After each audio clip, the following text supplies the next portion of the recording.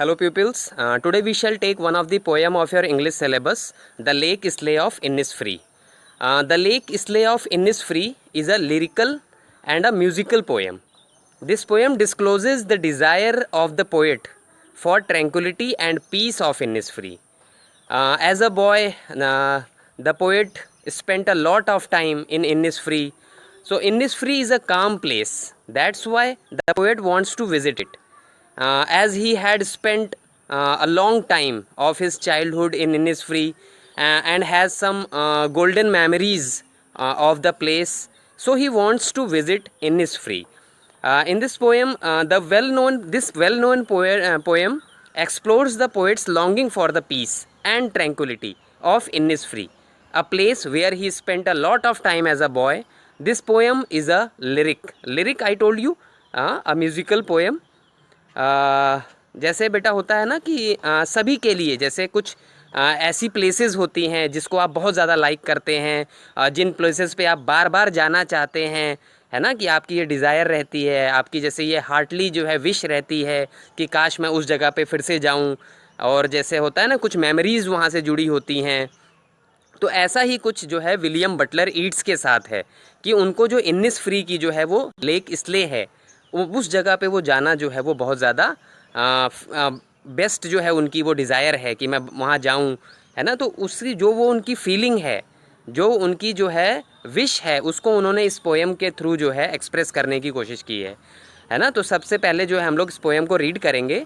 I will arise and go now and go to Innisfree and a small cabin build there of clay and wattles made 9 bean rows will I have there, a hive for the honey bee, and live alone in the bee loud glade.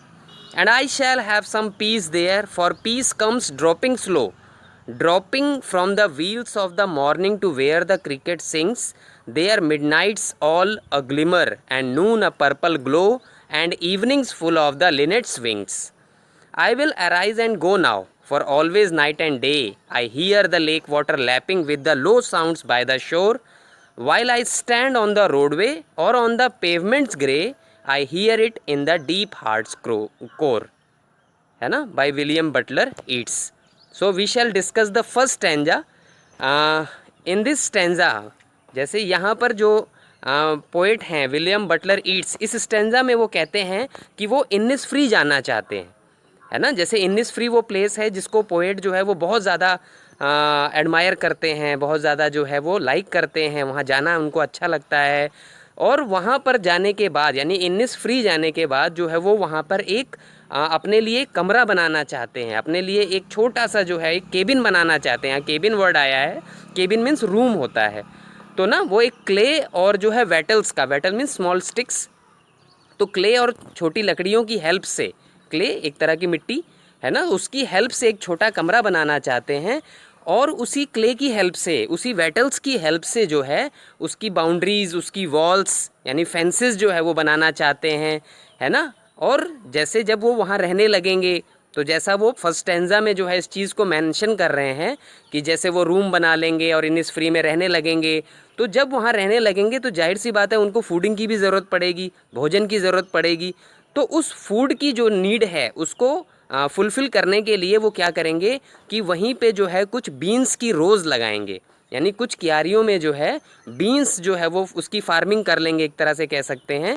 और उसके बाद जो है कुछ मधुमक्खी का जो छत्ता होगा उससे वो शहद ले लेंगे, जिससे कि उनकी जो फूडिंग नीड्स हैं वो कंप्लीट हो जाएं, वो फिनिश हो जाएं, है ना। कि पोएट कहते हैं कि जैसे वो जो जिस खुली जगह पर वो रहेंगे, जहाँ पर वो अपना वो केबिन बनाएंगे, अपना जो कमरा बनाएंगे, वहाँ पर जाहिर सी बात है कि क्यों, जैसा कि वो मधुमक्खी के छत्तों की बात कर रहे हैं कि वहाँ छत्ते होंगे जिनसे वो शहद ले लिया करेंगे। तो उनका ये कहना है कि वो जो जगह होगी, है ना, वो ओपन जो ग्लेड होगी, ओपन स्पेस जहाँ पे वो अपना कमरा बनाएंगे, वो मधुमक्खियों की आवाज़ से गूंजता रहेगा, यानी हमेशा वहाँ मधुमक्खियों की आवाज़ जो है वो गूंजती रहेगी। और उस जगह पर लोनली, यानी पोएट को ये लगता है कि मैं वहाँ अकेले जो है बहुत ही रिलैक्स मोड में, बहुत ही पीसफुल मोड में जो है अकेले पीस और ट्रैंक्विलिटी के साथ एकदम अकेले रहूँगा, है ना। अब नेक्स्ट स्टैंजा की तरफ बढ़ते हैं। And I shall have some peace there, For peace comes dropping slow, dropping from the wheels of the morning to where the cricket sings. There midnights all a glimmer, and noon a purple glow, and evenings full of the linnet's wings. अब इस stanza में poet Innisfree में धीरे धीरे जैसे ना जो महसूस होगा उनको, क्या चीज़, पीसफुलनेस, जो धीरे धीरे पीसफुलनेस महसूस होगी उसके बारे में बताते हैं कि कैसे जो है वो धीरे धीरे उस एकांत को, जैसे कहते हैं ना, जैसे अकेला वहाँ पे जो है लोनली वहाँ रहना चाहते हैं तो उसको कैसे एंजॉय करेंगे उसके बारे में बताते हैं इस सेकेंड स्टेंजा में, कि पोएट कैसे पीसफुल फील करेगा, है ना। तो उसे डिस्क्राइब करने के लिए वो बताते हैं कि सुबह के समय जब आसमान बादलों से घिरा होगा, है ना, कि आसमान में जो है वो बहुत सारे बादल होंगे, है ना, जैसे सब कुछ जो है वो धुंधला धुंधला होगा, सब कुछ जैसे एकदम क्लियर नहीं होगा, साफ नहीं दिख रहा होगा। तो ऐसे टाइम पे तो उनको ऐसा लगेगा कि जैसे सुबह जो है, जो मॉर्निंग है, उसने व्हील एक वर्ड है यहाँ पे, व्हील मीन्स होता है कवरिंग, है ना, कि जैसे वो मटेरियल एक यूज़ किया जाता है अपने चेहरे को जो है वो कवर अप करने के लिए, है ना। तो जैसे वो एक जैसे ना सिम्बोलाइज कर रहे हैं पोएट कि जैसे व्हील नामक जो मटेरियल होगा उससे अपने आप को जो मॉर्निंग है उसने ढक लिया है ना, छुपा लिया है। और ऐसा सीन देखकर, ऐसा जो दृश्य है उसको देखकर पोएट को बहुत जो है वो रिलैक्स फील होगा, बहुत सुकून मिलेगा। और जब मेल क्रिकेट, यहाँ पे क्रिकेट की बात हुई है ना, तो क्रिकेट जो है वो प्लेइंग वाला क्रिकेट नहीं है, यहाँ पे एक क्रिएचर है वो, है ना, एक क्रिकेट जिसे कहते हैं ना, हिंदी में झिंगुर जिसे कहा जाता है। तो जब वो अपनी मस्ती में खूब गाना गा रहा होगा तो पोएट को बहुत शांति फील होगी, बड़ा सुकून मिलेगा, बहुत उनको रिलैक्स फील होगा। फिर आगे जो है पोएट इस स्टेंजा में थर्ड लाइन में ये डिस्कस करते हैं कि रात के समय जब पोएट टिमटिमाते तारों को देखेगा, है ना, कि जैसे जब तारे टिमटिमा रहे होंगे रात के समय पे, तो उन तारों की चमक जो होगी, है ना, जो शाइन होगी, जो ग्लिमर होगी, वो उसे बहुत रिलैक्स और पीसफुल जो है वो प्रोवाइड कराएगी, पीसफुलनेस प्रोवाइड कराएगी, है ना। जैसे उसके बाद जब जो है दोपहर के समय जब सनलाइट एक पर्पल ग्लो दे रही होगी तो पोएट को फील होगा, एकदम पीस फील होगा, है ना, कि जैसे ये कितना एकदम जो है पीसफुलनेस है यहाँ पे, कितना रिलैक्स जो है एनवायरनमेंट है यहाँ का, है ना। और शाम के समय यानी दोपहर के समय जब सनलाइट जो है वो पर्पल ग्लो देगी तो वो चीज़ जो है वो पोएट को बहुत पीसफुल प्रोवाइड कराएगी। और फिर जब वो शाम की बात करते हैं, पोएट कहते हैं शाम के समय जब पोएट जो है लिनेट एक तरह के बर्ड्स होते हैं कलर के, तो वो आसमान में उड़ता हुआ देखेगा तो उसे बहुत पीसफुल, है ना, उसको ये फील होगा कि जो मेरा ये जो डिसीजन है फ्री में यहाँ रहने का, यहाँ रुकने का, है ना, तो वो मेरा डिसीजन जो है वो बहुत ही परफेक्ट है। फिर थर्ड स्टेंजा की तरफ बढ़ते हैं हम लोग।